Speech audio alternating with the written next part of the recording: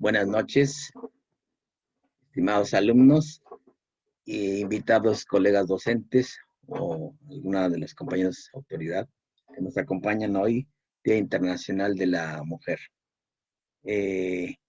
Con esta modalidad en línea, uno tiene que ser autogestivo y hacer pues, prácticamente lo que se suele hacer en el caso de las conferencias. Pues mi nombre es Jorge Augusto Molina Castro, yo soy licenciado en Psicología por la Facultad de Psicología de la UNAM, estudios de maestría en Psicología también en la UNAM, formación en Psicoanálisis por el Círculo Psicoanalítico Mexicano, eh, docente durante muchos años en el plantel Pedro de Alba número 9 de la UNAM y de 5 años para acá, docente en el plantel José Vasconcelos número 5 de la UNAM. En la Secretaría de Educación Pública he trabajado como investigador, asesor técnico pedagógico y ahora como psicólogo en el CAM número 31. Esta conferencia, debo decir, ha tenido un periplo bastante complicado porque fue pensada para que se presentara en el Día Internacional de la Mujer en el año de 2019, pero por diferentes situaciones de orden político no se pudo dar. Lo mismo pasó en el año 2020 y en este 2021 esperemos que sí se pueda hacer como una actividad de difusión de la cultura. Cabe hacer mención que el tema de Juana de Arco es un tema muy interesante, muy apasionante y surgió en mis intercambios de conceptos con la estimada profesora Paula Garcés del Colegio Francés, que en estas agradables intercambios conceptuales que tenemos en la sala de maestros, de ahí surgió esta idea y, pues como les decía, tiene un largo tiempo para que se hubiera presentado. Bueno, sin más preámbulo, me permito iniciar.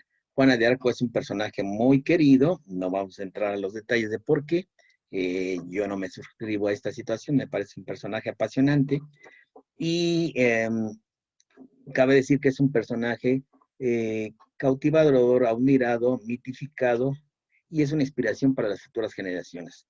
Vale decir que, ¿por qué trabajar con un personaje de 1400 en este siglo XXI? Bueno, pues hay que reconocer que toda cultura, toda civilización está sustentada en los pilares de estas grandes figuras que dieron forma, contenido a lo que es hoy esta civilización. No se puede pensar lo que somos en el hoy sin estos resapios de la historia. Y a este trabajo lo titulamos Juana, la pasión de ser. Decía yo que tiene que ver con Juana de Arco.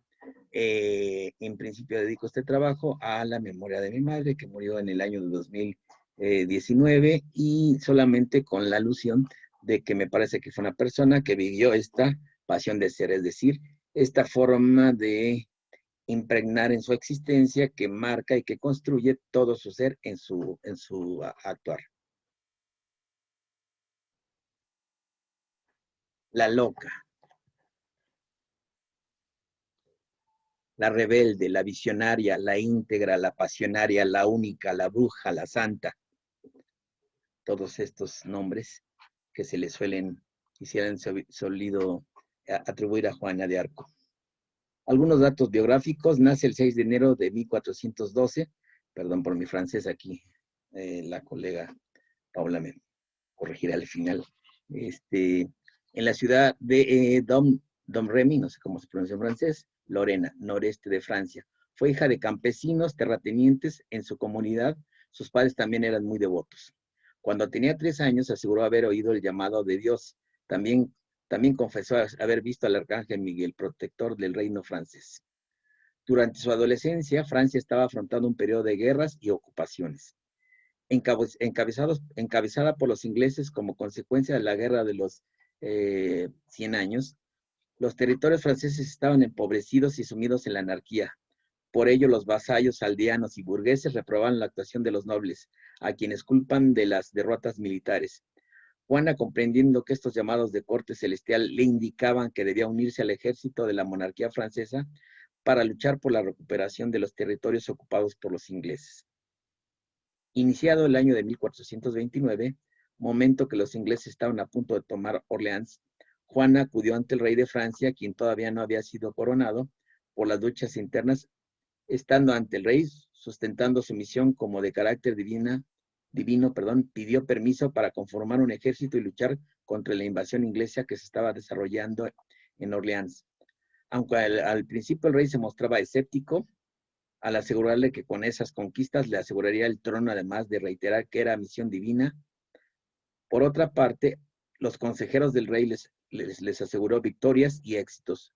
Luego de aprobar el examen de virginidad, aconsejaron al rey que le permitiera actuar, puesto que con sus poderes sobrenaturales emanados de Dios podía ayudar a la corona a que ésta tuviera satisfacciones y lograr la coronación de Carlos. Juana tenía lo que muchos franceses ya habían perdido durante muchos años de batallas perdidas: esperanza. El rey acudió al consejo de varios teólogos que le animaron a aprobar sus peticiones. El rey decide aceptar y poner a su cargo un ejército. Con ello, el ejército insaciable de Juana se exaltó. En el año de 1429 emprendió una operación contra los ingleses en Compiègne, cerca de París. Déjenme comentarles un poco, para que se imaginen de lo que estamos hablando. Estamos hablando de una joven campesina que a los 16 años convence a sus padres y al párroco de su iglesia para ir a esta misión. Piensen de lo que estamos hablando. Es una mujer.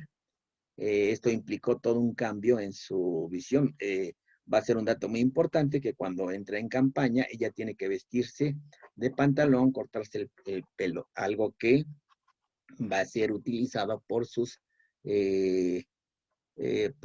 jueces para sentenciarla.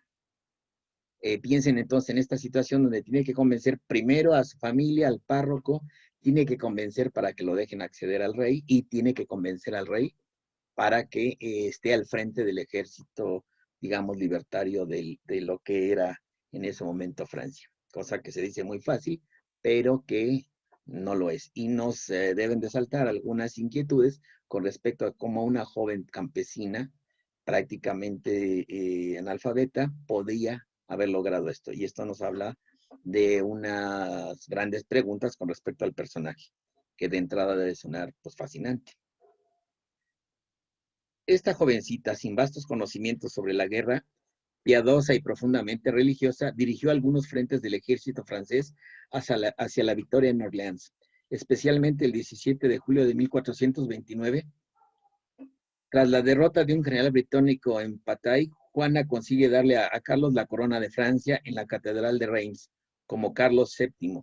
Este era su gran ideal de ella: apoyar para liberar a Francia y darle el reinado al que se consideraba heredero legítimo, este Delfín. Por cierto, bastante contradictorio, ya lo veremos.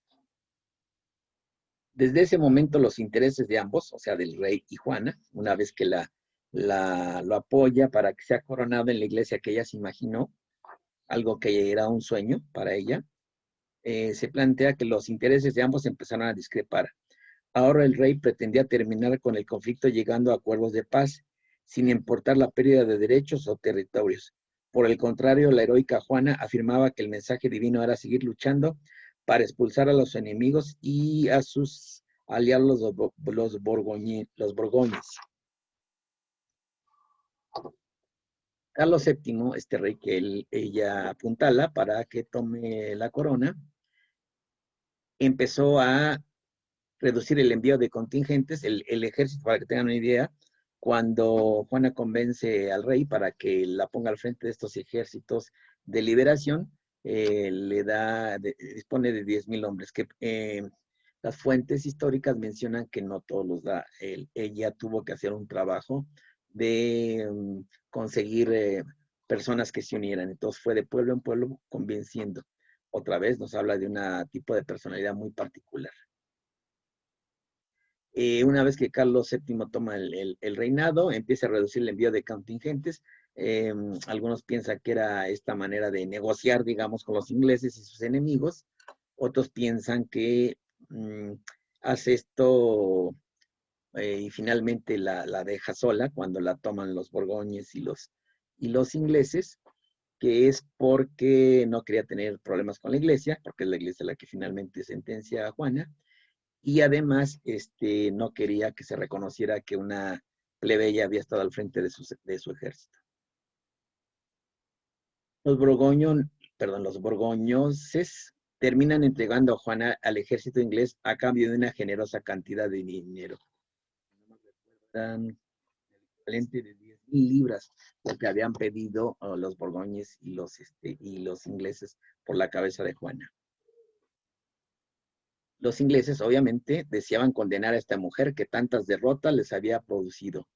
El rey no hizo nada, ni su amante del rey, que también trató de persuadirlo, y ninguna de las peticiones hizo para que la apoyaran o realmente hicieran algo por rescatarla. Hubo intentos de rescate, pero en pequeños grupos, no de una manera importante, ni negociación, por supuesto. El 30 de mayo de 1431 es quemada en la hoguera con una acusación de herejía. Tenía únicamente 19 años. Fíjense, chicos, estamos hablando de una joven que prácticamente tiene la edad de ustedes. A los 16 años tiene estas llamado celestial, llamémosle así.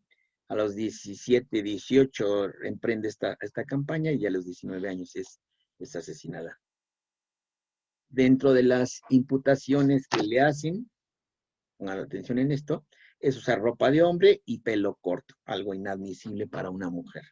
En algunas de las imputaciones que le hacen aparece como transvestismo, como uno de los delitos perseguibles. Su cuerpo se redujo a cenizas. El cardenal inglés de Winchester ordenó que los restos fueran lanzados al río Sena. Esto con la intención, por supuesto, que fuera borrada de la faz de la tierra, que no se supiera de su paso por el mundo. Su impresionante historia, su heroísmo y devoción fueron motivo de beatificación el 18 de abril de 1909 en la Catedral de Notre Dame.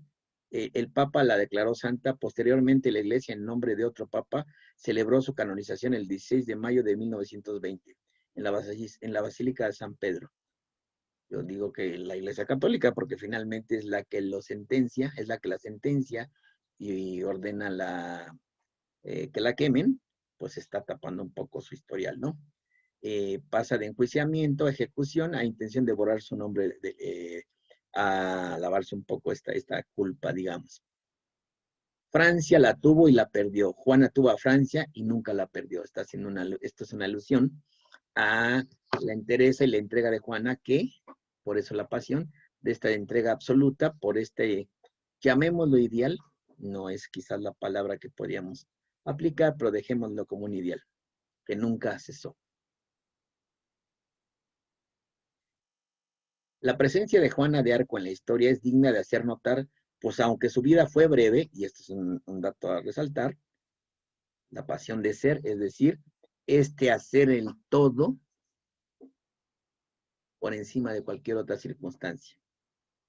Su vida fue breve, tiene una gran trascendencia en el sentido de que sus acciones devolvieron a un pueblo la esperanza y el ánimo para continuar su batalla hacia la liberación. Juana es un ejemplo de ser humano, de quien podemos aprender muchas cosas. La esperanza, la fe, la bravura, la convicción, la perseverancia, la seguridad en uno mismo, la claridad de pensamiento, la sencillez en el trato con los demás, la determinación de los actos, la lealtad, la devoción.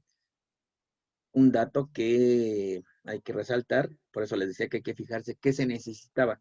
Solamente se necesitaba una convicción, una demencia. No, en sus biógrafos hablan de que era una mujer con una gran inteligencia práctica y muy hábil, con un gran sentido común, pero con mucha capacidad de comprender. Era un tanto arrogante y desesperada, no le gustaba a la gente que estaba nada más en la contemplación o que no actuaba. Ella fue una mujer de acción. El modo como la mataron, queriendo destruirla, cuando al contrario la historia de su vida quedó para la posteridad. Rasgos de Juana, un poco esto que les comentaba. En las biografías se describe robusta. Antes de que mencione esto, vale decir que como es un personaje tan mitificado, y al final, si tenemos tiempo y veremos algunas imágenes, vamos a ver que es bastante complicado acabar de entender un personaje tan mitificado. Y parte de esta comprensión es en su físico. lo que describen como su físico no se parece en nada a estas imágenes idílicas que se presentan con esta Juana de Arco libertadora. Les decía, en la biografía se escribe robusta, de piel campesina, endurecida y enrojecida por el sol, cabello oscuro, mirada brillante. Para ella conservar la virginidad era vital. Esto fue muy importante. Acuérdense, piensen que es una gran devota católica y para ella era fundamental que se conservara esta imagen de virginidad. Incluso le hacen prueba de virginidad cuando está al frente del ejército francés, que no era Francia como tal, pero para ella era importante. Y no es gratuito que le gustara que la llamaran la doncella de Orleans. Si ustedes van a Orleans, van a ver que en una de las plazas principales, en la glorieta, hay una estatua impresionante de ella. Es muy reconocida, sobre todo en Orleans. Por eso, para ella, conservar la virginidad era vital.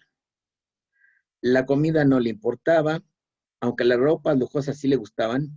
Era bajita, con un hermoso busto que nunca mostraba. Gozaba de buena salud, resistente a los fríos adversos de su región. Juana tenía un dulce tono de voz y lágrimas de fácil aparición. Se la describe con un rostro sonriente, gozoso, mirada al horizonte, palabras agradables. Ella poseía la irresponsabilidad de una joven, a la vez de una disposición a una entrega absoluta. Amaba la vida y temía la muerte. Era valiente, pero exasperante e imprudente. Aún así, se olvidó de sí misma para ofrecer su vida por una causa mayor.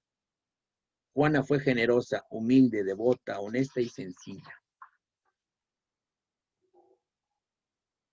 Por otro lado, se trató de una joven muy inteligente, pues aunque no sabía leer ni escribir, su capacidad de razonar rebasaba su conocimiento. Esto se hizo evidente en su vida pública al convertirse en cabeza de un ejército que ejecutaba sus órdenes.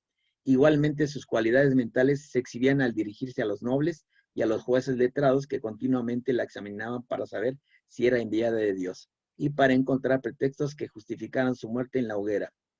Juana, con su sentido común, le respondía de manera brillante, mientras que ellos se enfrascaban en sus discursos que pretendían erudición, pero carecían de lucidez de pensamiento. Cabe hacer mención de que algo que exasperó y molestaba sobre todo a los jueces, que eran eclesiásticos, era que ella sí los miraba con una cierta superioridad en el sentido que ella obedecía órdenes de Dios, no de segundones, valga la expresión. Y eso, por supuesto, no les gustaba.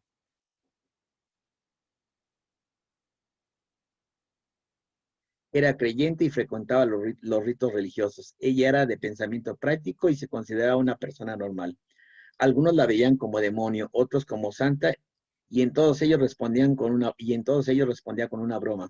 Al respecto, se dice que cuando se dirigía a Reims, en su paso por Troyes, un hombre conocido como el hermano Richard, franciscano, que predicaba en París y despertaba el fanatismo de la gente, roció a Juana de agua bendita, ante lo cual ella respondió: acercaos sin miedo, no voy a salir volando. Con estas respuestas, Juana trató de decir a los que la rodeaban que no estaba en el mundo para hacer milagros, sino para cumplir la voluntad de Dios. La religiosidad de Juana es difícil de analizar. De hecho, no quiero entrar en esa parte de las voces, porque se puede tener obviamente diferentes interpretaciones, porque creo que eso no ayuda para entender a la persona. Es como si quisiéramos entender la maravillosa pintura de Van Gogh a partir de su esquizofrenia. No tiene sentido, ¿no? Es un aspecto distinto. La religiosidad de Juana es difícil de analizar, pues al mismo tiempo que frecuenta los ritos religiosos, cree en la acción más que en la devoción, pero una acción siempre comandada y guiada por su Señor, a lo cual debe su firmeza, su valor, su fe en la autoridad divina, por encima de la humana, lo cual explica su desobediencia con los representantes de la autoridad terrenal y su obediencia con la única autoridad que reconoce, Dios, lo que les decía. Las voces que Juan escuchaba son la evidencia de sus experiencias religiosas, de su anhelo de estar en permanente contacto con el mundo celestial. Las voces orillaron a abandonar hogar para hacerse soldado, llevar a los hombres a la batalla hasta coronar a su rey. Quería que se coronara a Carlos VII y la personalidad de este le importaba poco, pues fue un tipo bastante mediocre, muy menor. Sin embargo, ella lo que quería era este sueño de ver coronado a su país y liberarlo, porque ella vivió, digamos, en carne propia la invasión de ingleses y borgoñones, lo cual generó pues todo esto que implican las invasiones, ¿no? Saqueo y demás. Eso la marcó mucho. Las voces orillaron a abandonar hogar para hacerse soldado, llevar a los hombres a la batalla hasta coronar a su rey. Quería que se coronara a Carlos VII y la personalidad de este le importaba poco. Tenía que ser en Reims porque era el lugar donde se guardaba el óleo y se ungía con a los reyes franceses. El máximo poder de Juana fue su convicción. Ella irradiaba fe por donde pasaba. Juana era protectora y se hizo responsable de los demás. Consumada la coronación del rey, Juana no persiguió ningún beneficio propio, solamente le inquietaba cumplir la misión que se le había encomendado. Esto nos recuerda mucho a ustedes, jóvenes. Esto que siempre se dice, que cuando uno es joven, uno persigue con pasión sus ideales más allá de beneficiarse. Más que mística Juana fue amante de la acción. Esta fuerza activa generó una atmósfera que la hizo especial. Se le percibió como la enviada por Dios para salvar al pueblo francés de la opresión inglesa. Juana fue apasionada. Y quiero remarcar que, aunque ahorita voy a mencionar algunas concepciones de pasión, hay diferentes visiones de la noción de pasión, y recientemente en un diplomado que estoy tomando se hablaba de esta noción de pasión en la filosofía clásica como algo negativo, como algo loco, y hay otra noción moderna que se dice que en nuestros momentos actuales se habla de pasión se ve con buenos ojos, como eso que hace que se dé el plus. Quisiera que se quedaran con esta visión moderna de pasión, dar y entregarse para conseguir con el todo esos ideales que se tienen. Juana fue apasionada. La pasión se relaciona con la fe porque ambas mueven a actuar, con la idea de alcanzar lo que pretendemos. Igualmente, la imaginación interviene en la fe.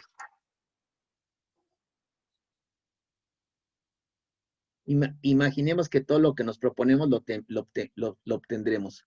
¿Cuántas veces Juana habrá imaginado su entrada triunfal en Orleans, ciudad liberada del sitio en que la tenían los ingleses desde hacía 6 meses? ¿En qué cantidades la doncella imaginó la catedral y al delfín coronado? Ella presenciando la ceremonia, es decir, ella algo que tenía fijo y lo tenía muy presente, como una imagen, como se dice ahora, se vio ahí, ¿no? Aunada la valentía, el arrojo y la bravura, Juana fue sensible a la desgracia y esto la movió a luchar por la transformación de Francia. No obstante las intrigas, envidias y desconfianza que la rodeaban, Juana no sabía, para Juana no había puertas cerradas que se le resistieran. Si las encontraba, no la hacían detenerse, sino al contrario, se abría paso por donde transitaba. Juana tenía fe y actuaba con toda su voluntad. Fíjense cómo nos describe a una mujer, sí mística, pero entregada. Mística no entendida como depositada en la oración, sino como actuante de su fe, que no va mucho con algunas ideas que se tienen de la religiosidad. La fe nos lleva a la oración y así se relaciona con el lenguaje. El que tiene fe habla, clama, implora para pedir lo posible. También el que tiene fe ama. Amor y fe llevan a la acción. Y Juan actuaba, instaba la acción, iba directamente al objetivo y no se detenía en pequeñeces. Se refleja en la frase que repetía constantemente en el juicio contra ella. No sé cómo se pronuncia en francés. Pase otro. Es como pasa lo siguiente, déjalo pasar. Cuando la están enjuiciando y no toleraba las tonterías que decía, vamos a lo siguiente. Lo cual refiere a no insistir en insignificancias. Ya deja eso, pasa a otro asunto. Hay cosas más importantes que te esperan. Juana tenía prisa por vivir. Esto lo hacía arrojada, pero también a veces imprudente. Juana desesperaba ante la indecisión de los otros. Con su mente despejada y su mirada puesta en objetivos que le eran por demás claros, difícilmente comprendía la indecisión, el escepticismo y el titubeo de los que no se convencían de la misión que ella tenía que cumplir en la tierra como enviada de Dios en los cielos, como enviada de Dios en los cielos. Interpretación, una posible interpretación. Juana termina sus días con la convicción por delante, materializa el sueño de la unión con Dios, hacerse el uno. Bueno, esto sabemos que en análisis es una imposibilidad, pero bueno, en el discurso religioso se plantea. Sus verdugos mediocres, limitados por una visión estrecha de la condición, la sentencian a muerte en la hoguera y sus cenizas sean esparcidas en el río para que se borre de la faz de la tierra el paso de Juana por la vida. Sin embargo, su miopía, mediocridad y malsano rencor y sed de venganza fuera de lugar no contemplaron que quisieron eliminar a Juana con fuego sin considerar que Juana era fuego. Llevaba dentro de sí el fuego y la luz que abrazaba cuanto tenía a su paso. Se enfrentaron contra la convicción, la pasión del ser, que se juega en sus actos el todo, de alguien que que alguien que en su hacer final la enfrenta con la convicción de ser, del no retorno, enfrenta al fuego con fuego, mismo paradójico. Enfrentar el fuego con fuego mismo. Paradójicamente su actor la lleva y consagra en lo opuesto de lo que los juzgados querían, a la santidad. Juana llega a la hoguera con la convicción plena del encuentro con su Creador. Máxima aspiración de la cristiandad. Acuérdense que en la cristiandad la muerte es la verdadera vida. Lejos de llegar con miedo a la muerte, la enfrenta con la posición máxima de su fe: morir es vivir. La muerte es la entrada a la verdadera vida, y yo pregunto desde qué posición un católico del siglo XXI, cuando canta en misa, para vivir hay que morir. ¿Cómo lo verá? Queda abierto. La materialidad funcionalista de la modernidad del siglo XXI, del siglo XX, quizás, bueno, recuerden que esto fue hecho para el siglo XX en el año 2018, en la modernidad del siglo XX, quizás más el siglo XXI, plantean la tesis eficientista de cantidad en tiempo y forma, pero individualista. Ojo, jóvenes, porque esto es lo que les han llenado sus cabezas a lo largo de casi toda su vida. Esta modernidad plantea la tesis eficientista de cantidad en tiempo y forma, pero individualista, egoísta de recibir beneficios y disfrutar, arrancarle a la vida los bienes y placeres que le están reservados, no importa cómo, pero se trata de vivir muchos años, ser felices hasta que la muerte los separe. Esto de disfruta, goza, no pares, pues es basura ante alguien que no tiene otra más que vivir en el actuar para conseguir su objetivo. Creo que se nota claramente. Solo pide un deseo, que la pira sea orientada a la iglesia. Le dan un crucifijo, estamos hablando de cuando la queman. Solo pide un deseo, que la pira sea orientada a la iglesia. Le dan un crucifijo, el cual abraza con gran amor, y en su último acto de vida materializa el otro acto reservado a la persona tocada por Dios, católico: perdonar a sus enemigos, a los que la ofendieron. Por ello muere con una expresión de gozo, el don de los mártires, como los cristianos quemados en el gran circo romano, cantando para la exasperación del César, donde el dolor transmuta en el gozo sacrificial ofrendado a su amado Dios. Su camino a la muerte y a su sacrificio y la forma que adoptó son camino a la vida eterna, a la inmortalidad. Por ello refieren que una vez finalizado el asesinato, aquí empieza a aparecer el asunto del mito, o la verdad, a saber. Por ello refieren que una vez finalizado el asesinato, más de una persona, incluyendo algunos verdugos, exclamaron: Dios, ¿qué hemos hecho? Hemos matado a una santa. Algunos describen que incluso lloraron. La locura objeta a aquellos que quieren acordar un valor supremo absoluto a la vida. Algo más valioso que la vida juega su parte en cada vida. Algo que la locura hace valer y que su recepción no podrá desatender. Muchos de los que calificamos como locos han hecho suya, aunque sin saberlo, la fórmula de Hegel, según la cual una vida que no se arriesga no vale. No vale la pena ser vivida, Alush. Y quizás también una máxima cristiana que plantea que el sentido de la vida es hacer el bien al otro. En ese sentido, el egoísmo es muy mal visto por lo mismo. El sentido del cristiano es darse para el otro o darle al otro. Como el honor, el amor también puede ser reconocido como un valor más decisivo que la vida, al punto de renunciar a esta con el fin de no perderse Alush. Tratándose de política, más que multiplicar los ejemplos de aquellos numerosos en la historia que arriesgaron y algunas veces perdieron su vida en un combate que les importaba más que la vida. Se alaba la valentía de algunos, se condena a otros calificándonos de bárbaros. No retendré más que una palabra particularmente elocuente del filósofo Michel Foucault, sublevación. Un poquito de referencia psicoanalítica, ya casi terminamos, con respecto a la pasión. Cabe hacer mención que en psicoanálisis algunos autores entre atribuir la pasión al ello o al yo, este dilema. Sin embargo, la tendencia es ubicarlo fuera del yo. Más bien, el yo es inundado desde el exterior por la pasión. Lo que sí es propio del yo es el mecanismo que pone en juego para racionalizar las pasiones mientras ellas se satisfacen a hurtadillas. Hacerlas pasar por un interés a veces de la más alta dignidad, como sería la sed de justicia. Las pasiones son un desequilibrio en el yo. Entendiendo que pasión no es como un acto impulsivo pasajero, es un acto en el que se juega el todo, incluso la existencia misma. La pasión en cierta forma representa en el yo a la compulsividad del aparato pulsional que intenta imponer una satisfacción disfrazándola de legítima aspiración moral. ¿Qué más legítimo que el clamor de justicia? Entre la oposición entre el deseo y la pasión se plantea, son dos condiciones en psicoanálisis, deseo y pasión, se plantea el deseo implica soportar un recorrido significante. Es un rodeo metonímico donde el objeto siempre se hurta, mientras que la pasión es exigencia, imperativo, cortocircuito.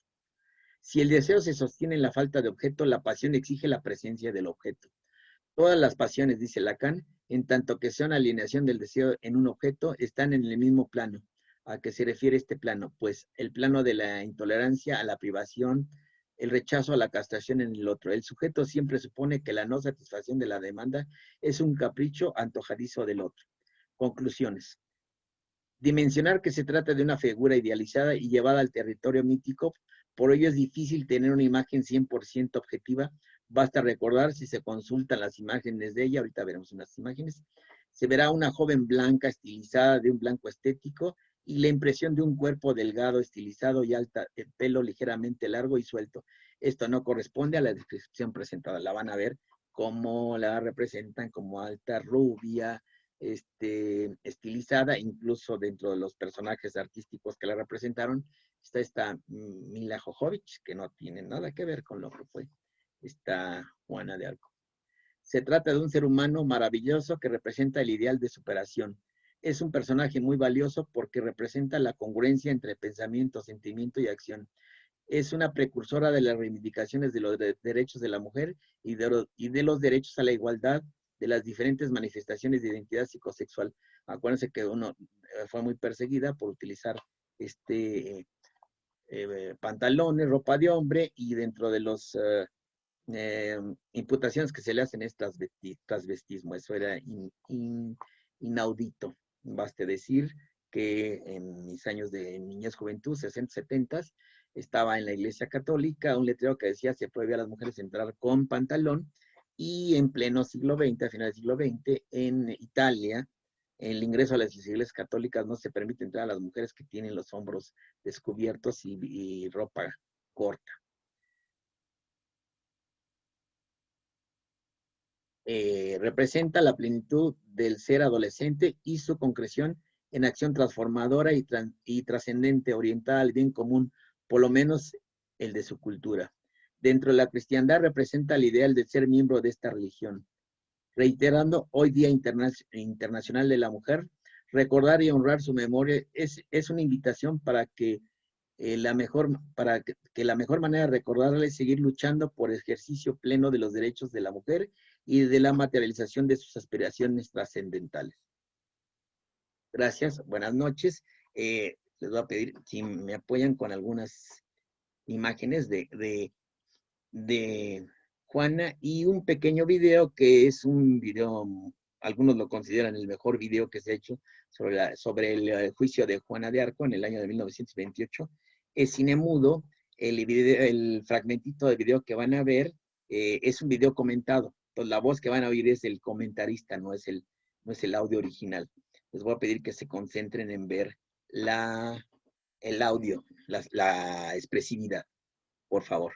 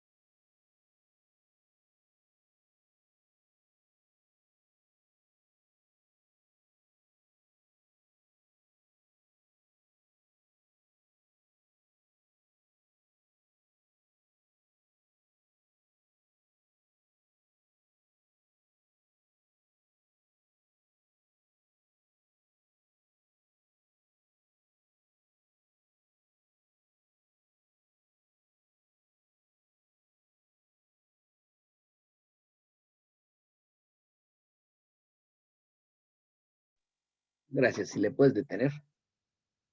Bueno, todo. Muchas gracias. Buenas noches.